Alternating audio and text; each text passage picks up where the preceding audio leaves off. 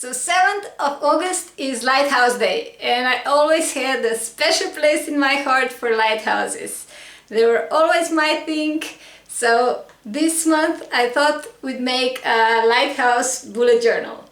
It's all about lighthouses. I always loved lighthouses. I think it goes back to my childhood because I spent the majority of my summers at the seaside, and of course there were lighthouses.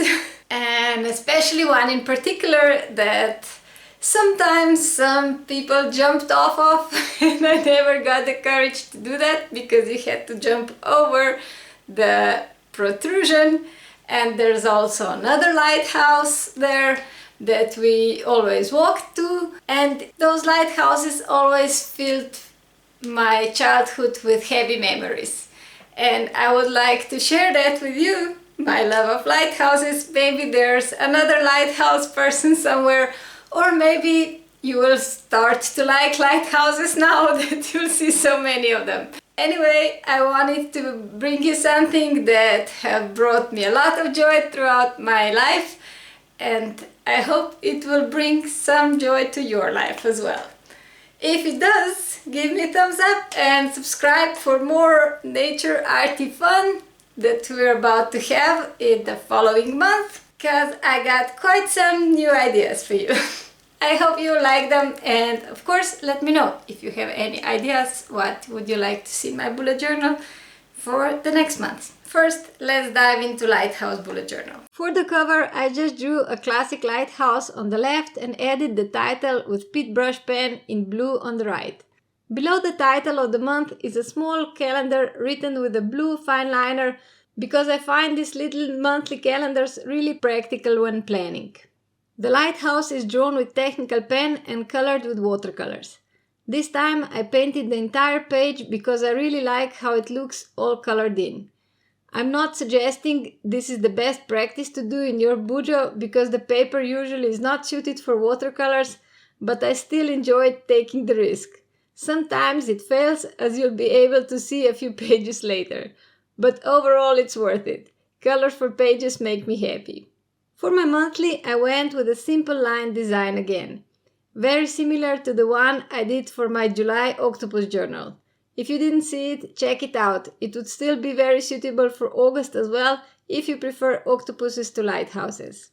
Since this is another one of holiday months, I again didn't complicate and just drew a simple lighthouse on the left. I varied the design of the lighthouse on every page so it's not boring. I used all the same materials and techniques as on the previous page, just the design is different. Let me know what kind of monthlies do you prefer. A line a day, a grid or shaped monthlies that have 7 boxes or circles in a row, or the more organic monthlies that I do sometimes, like the one in my Martian bullet journal from November. Let me know in the comments. In the end, I added some splashes to the waves on the right side to complete the composition. Moving on to my tracker page. This lighthouse is a bit older and more rugged than the ones before. I guess I anticipated my habits to go a bit off the wagon in the advance. So some bricks are showing through, but the light is still shining bright. The rays will become days and I will just write the habits that I complete into each appropriate ray. I've drawn them with yellow fine liners from Staedtler because I think black would be way too strong for the light. When I painted the lighthouse, I added a yellow light cast to the side facing the rays because in real life the side facing the light would be lit and yellowish. I'm not very good at lighting in my painting, but I must say I really like how this one turned out. It looked pretty natural compared to what I used to do. Maybe all the studying does pay off eventually. For my brain dump page, I drew my favorite lighthouse that I have ever seen. Not in real life, unfortunately, just on photos. It's somewhere in Greece and I hope to see it one day live. Greece is not that far after all. I love this little lighthouse on a small rock so much that I drew it again twice in my weeklies. If you'd like to see those, subscribe not to miss the next week's bujo. The techniques are exactly the same as on my tracker page and the title is written in pit pens. Any pen with flexible nib would work though. You could even use Crayola marker for this since you have enough space for a big title. I'm not that crazy about the naming of brain dump, to be honest. I heard Ian McCaig talk about it in his webinar and he found the term very disturbing. It does sound kind of strange. So I'm thinking about renaming this type of spread. I still want to have it though, it's very practical. A page that holds everything you shouldn't forget but has no place yet.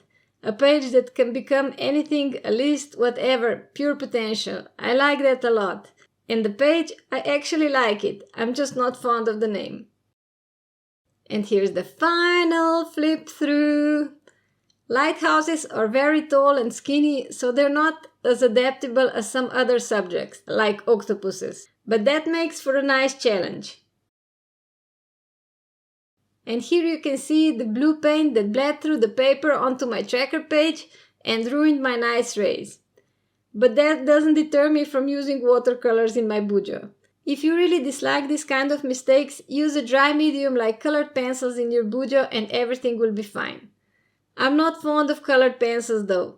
They take forever to color something, you have to have a lot of them and you have to take care not to drop them. I prefer my watercolors. 6 of them is plenty, they're super portable, mixable, sturdy in their little box and quick to paint with. Another solution would be if you could find a bujo with watercolor paper. I'm okay with occasional bleed though. It makes everything less precious and my bujo is made for using and function is not inhibited, so I can live with it. What is your style? Do you hate the mistakes in your bujo or can you look past them? Let me know in the comments, subscribe, and I hope to see you next week with some Lighthouse Weeklies. Bye bye!